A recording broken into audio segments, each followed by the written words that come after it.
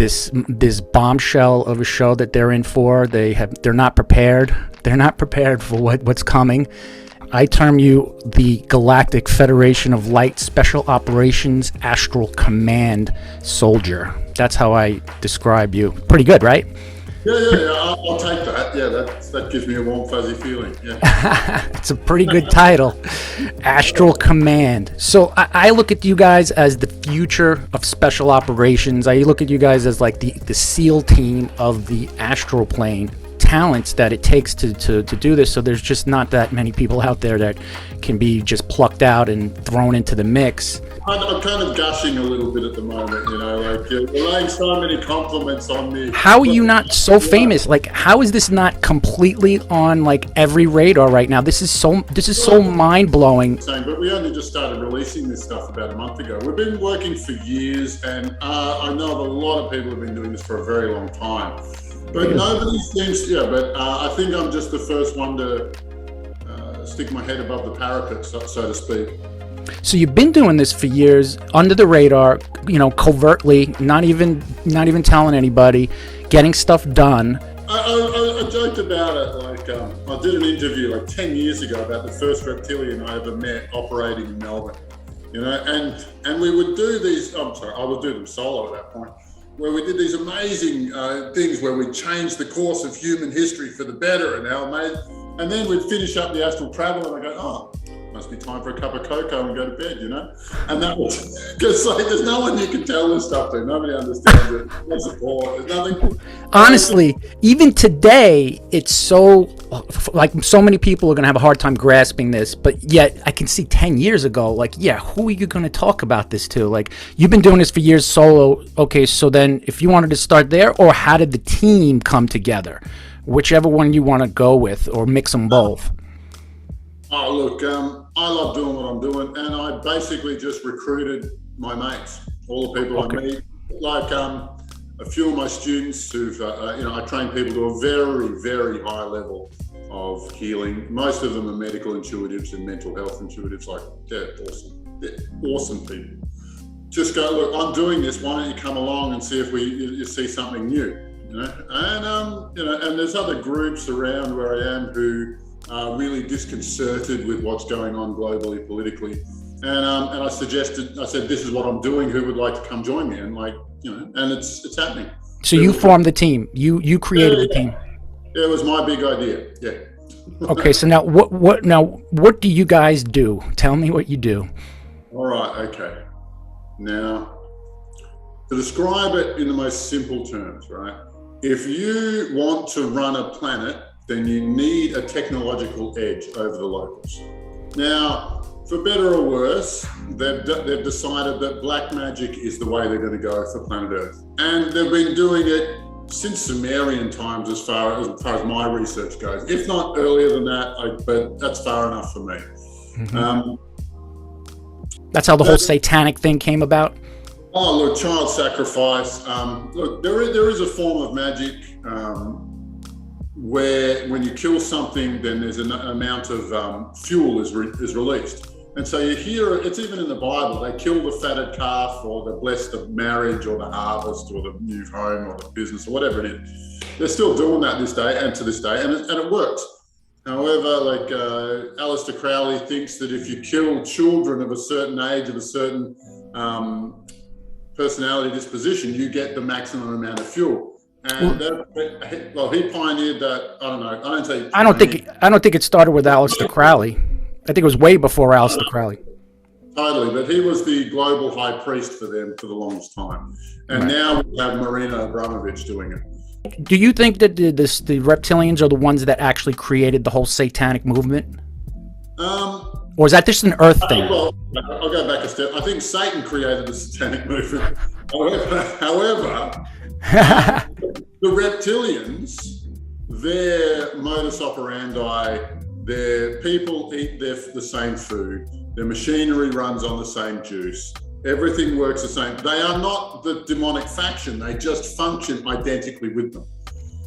And there's a few other factions floating around. So they're like alliance. They're like an alliance. Natural alliance. Their MO is the same. Their goals are the same. Or almost close enough. Yeah. And but those are the two big name ones.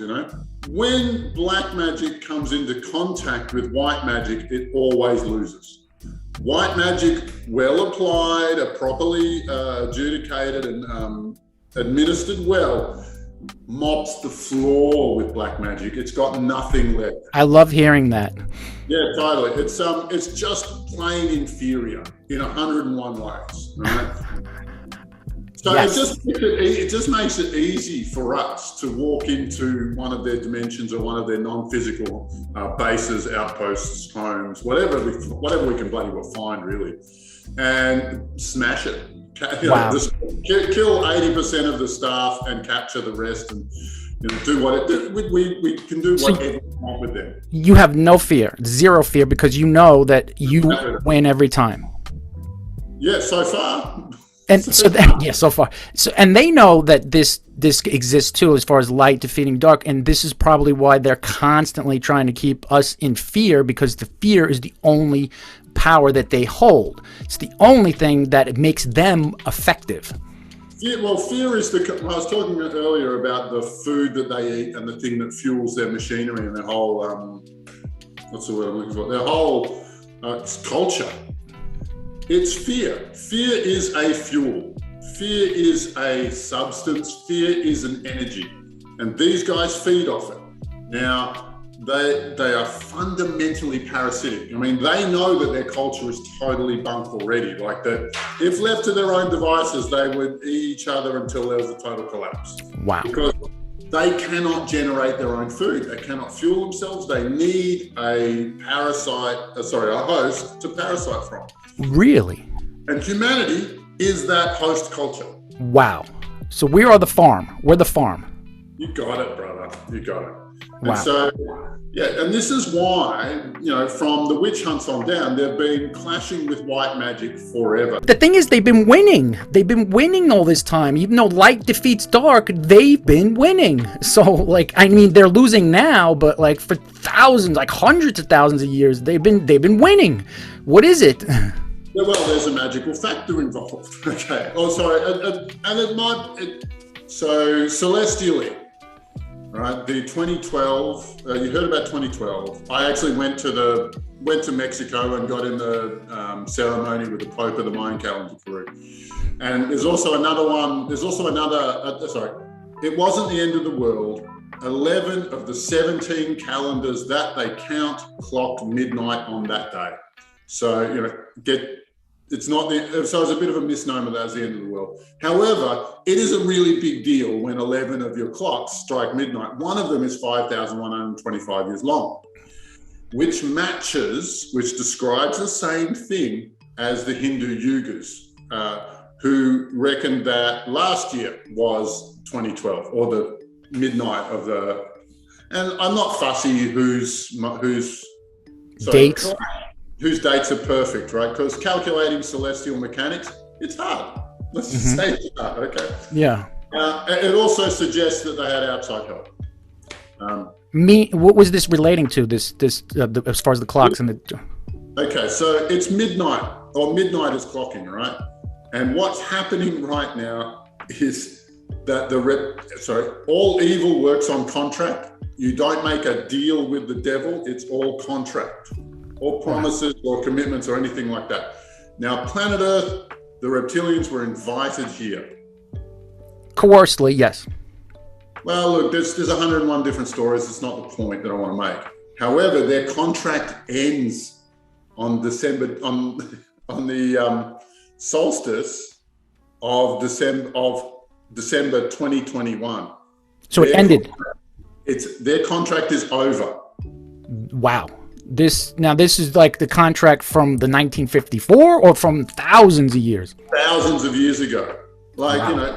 I'm going to guess that this 5,000 year calendar, they either had 1 or 2 or 3 or 4 sections of that. I don't care. It's not important. The idea is that the contract's over. Midnight, right? Now, there's a few other stories about the conditions of space and are we flying into a 5D cloud? Is Nibiru coming? Well, I can't tell the difference between any of them. Right. I'm not committed to any of those stories. However, the contract is completed and they were supposed to hand it over to another group. And they were planet Earth was being managed by the Reptilians. The evil galactic empire, for whatever reason, decided that the Mantids were going to take over, the 9-foot. These are the guys who are going to take over Earth. That's who's been settling here very rapidly? Yeah. Well, look, they've got a beachhead here. It was expanding for a while. I'm not the only one who's beating these guys up. There are lots of other individuals and perhaps other groups. I'm not up to date with them. The Buddhists are doing a really good job of this sort of stuff. So the Mantis are taking over. The Mantids are taking over. But who gave them the contract? The Reptilians gave them the contract. But aren't we supposed to sign a contract to allow this? And I'm sure there's some bellman who's working in the Pentagon who did exactly that. Or it's on the Abraxas 13 families or whatever. Somebody did. So there's a whole new contract we got to deal with. Except, here's the beautiful thing, right? The praying mantis are a hive mind. To our best estimates, they run 10 or 11 planets, right? Wow. And well, and the thing is, their hive mind is run by an AI. They reach the limits of their biological breeding. They cannot create a brain big enough to run 11 planets, the economy of 11 planets, to all the people, I can't even imagine how much goes into, how much administration that takes. But they cannot create a biological entity who can control it all, so they're quite happy to hand it over to an AI. And the AI administers their mini empire within the empire, or the empire within the alliance of evil worlds, or whatever you want to call it. But, you're talking, because not all mantis are evil. I'm sure of that. However, they're highly evolved. For the longest time, my policy for the reptilians was the only good reptilian is a dead reptilian. And suddenly you changed. You changed that recently. It was explained to me in no uncertain terms that this is the new policy. This is how things are going to move forward. Because you cannot reject anything created by the big G. You cannot reject any part of creation. You cannot totally exterminate. Well, we're not talking about extermination. We're just talking about eternal banishment. Why? Well, because they're parasitic and they're banished to another world, then they will eat each other, and that's not what we. Listen. Let's just stop right there, okay? Let's just stop right there. Come on, that. This is getting a little. They're taking this whole thing a little too far. These people, these beings, have tortured and have enslaved and have done horrible things for thousands and thousands of years. And now it's like we have to accept them we have to integrate them. We have to help them change. Why?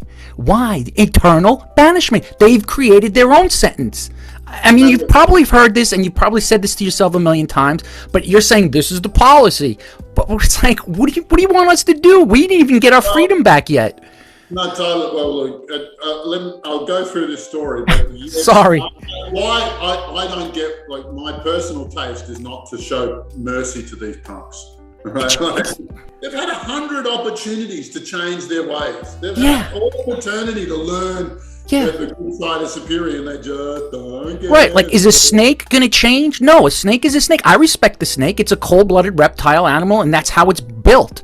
Well, why would I expect them to change? I don't need to integrate snakes into my life. Now, look, I agree with you. However, when it comes to the Galactic Federation of Light, I listen. They're pretty supportive of what we're doing here.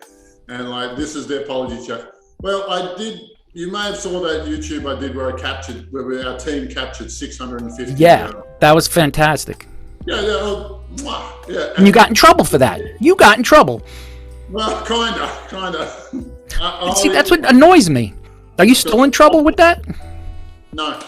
Oh, you got off the hook? Yeah. I sorted it out. Thank God.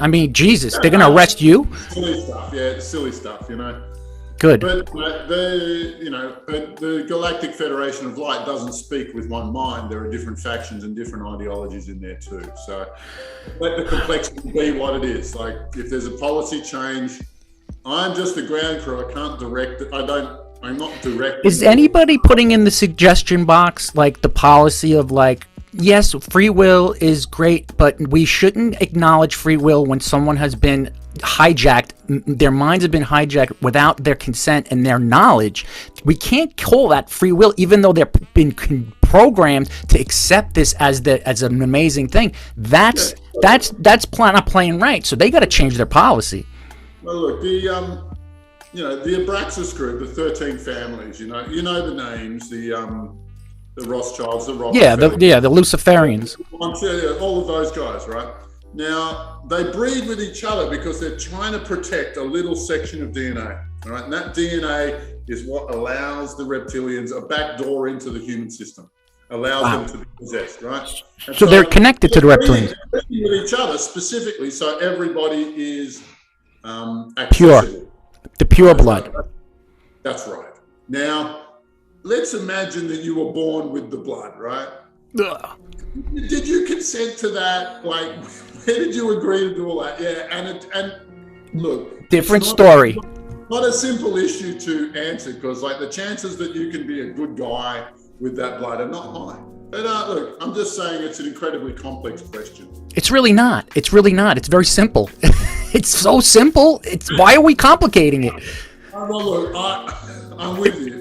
You know, it's like, come on. It's so much easier to take a hard line, and they deserve it. They are invading us. Are relentless, merciless, cruel, vicious, nasty, unending, continuous siege and assault on this particular species they're called the humans. With impunity. Without relent. Yeah. And now we've got to turn around and be nice to them.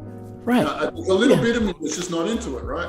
Like I say, I'm going to play the politics. How about this? How about not eternal banishment, but 10,000 years, you're not allowed to step foot near this planet. How about that? Can we get that? 10,000 years? Well, I'll do a video on it. We're doing it right now. All right, so then how does karma play into this? Because, like, are we saying because of the consent? You're asking the wrong question. You're asking the wrong question. Because of the consent, they're absolved from karma because of the consent. So they because that's what the Luciferians do. They tell us what they're gonna do, and if we don't do nothing to stop it, then that's consent. All right, that's what they're saying. So now, but like the reptilians, they are literally like just coming in, hijacking minds, controlling them, and invading bodies and all this stuff. And so, where's the karma with that? Like all this brutality, they're free from it because there's consent. Okay. So there's two things that I want to say here, right? And my hardline policy, which was doing great for a long time actually, came from this discussion I had with another wizard friend of mine. And we were saying, look, we analysed very closely what happens when you forgive your aggressor, when you forgive the person who hurt you. And what we saw with the reptilians was that when we forgive them, when we go, look, don't worry about it, that's their nature, they're just a snake, it's your fault if it bites you because you were too close, whatever that story is. The karma that they accrue transfers to the forgiver. Whoa, time out. Yeah. The karma they accrue transfers to us for forgiving them? So we get the bad karma? Somebody has to deal with it, and that would be you. For forgiving them, we're going to take on their debt. And this is why I started walking around with the statement, the only good reptilian is a dead reptilian. Because you've just got to stop one end of the equation. You've just got to stop it. Well, I mean, I'm thinking you forgive them, that releases you from carrying the karma, and now they're on their own. Like, you're on your own. Like, because all the people that did me wrong, I just forgive and move on. I don't attach to it, and that releases my karma. But if I'm going to forgive them, I got to take on so they get free twice? That's just... Now, look, detachment, withdrawing all of the contract that all of the emotions, all of the feelings, all of that, everything, just look after what's on your side of the fence, and that stuff will push it back into their world. They get to hold it. That's when you're doing. So no forgiving, just detachment. Withdraw completely. That's fine with me. Yeah, I'm good with that. Well, look, and look for those astral travelers out there, it's better to just step backward as far as you can from this from that storm. Okay. Okay. The other thing I wanted to say about karma, and this horrified me when it was a team of 5 of us who first discovered it, right? Oh boy. And there is an industry of karma, a galactic industry of karma. Now, I want you to think about running a galactic evil empire. Like, you're going to accrue some rancid karma just holding the thing together, right? But what do you do with that karma? Well, like, this is a galactic industry. They take that negative karma and they ship it to worlds who are too stupid to know what's going on. They ship it to other worlds. And so Earth was a mass importer of negative karma. And we looked really closely at where that karma comes in. And there's this moment between when the soul comes into the body, during the process of the soul coming into the body, there's a moment where somebody or something goes, hey, here, how about you sort this out too? And, go, and there's so much going on. They go, yes, okay. And just accept it. There is trickery in there, but we don't know enough about them. We couldn't understand the mechanics tightly enough to know where the fine print was. What? You know? Yeah. And so so Earth is not being run for Earth's nature whatsoever. The humans live here, but this is not a human culture at all. We're spending all of the hate, all of the anger, all of the sadness, the despair, all of that. So much of that is imported from beings who are just nasty. So they just attach it to us as we're entering into this life form, and now we've got this karma that we have nothing to do with is now part of our existence and contract. Totally. What the hell? So you could literally sidestep karma by just sending it somewhere. This is bananas. They did it, yeah. Well, look, these guys have had forever. This is how they've been getting away with it. That's right, and it's an industry. It gets shipped. Our group came across a planetoid, it didn't have a physical representation, but it was a dimension where it was like a logistics center or something like that. They would ship in tons of negative karma from all these different places. It's like import-export. Yeah, import-export way station or something like that. Wow. And it was the size of the moon. It was epic. So it's like they perform a function and a service for empires that want to just offload their karma and just dump it on Earth, who basically Earth was originally supposed to be the pure galactic library of records, and that's what it was intended for.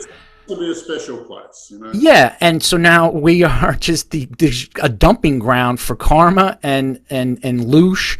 The more negative karma we have. Let's say I have to process some anger, or from an event where one alien I've never met beat up some other alien I've ever met, and all of the negative energy between them two comes into me. All right. Let's just say I'm processing that emotion is actually, when I feel that emotion, when I produce that emotion, it's actually going to serve the invaders better than if I just relaxed and enjoyed my life without it. It's a loop where they feed us this trash, we process the trash, and that trashy output feeds them again. It's incredible. So, right, that's kind of the same line as far as how they feed on our fears and our negativity. They in other words, it's nourishment. Produce it. They need this to survive. It's like a battery. They need the charging, and it's only negative stuff, like the negative, pure suffering and pain and fear and anger and lust and all that. They just keep feeding it, and that's how they turn it into nourishment. And because these are dark souls, and so they feed on that. You see, here's the thing.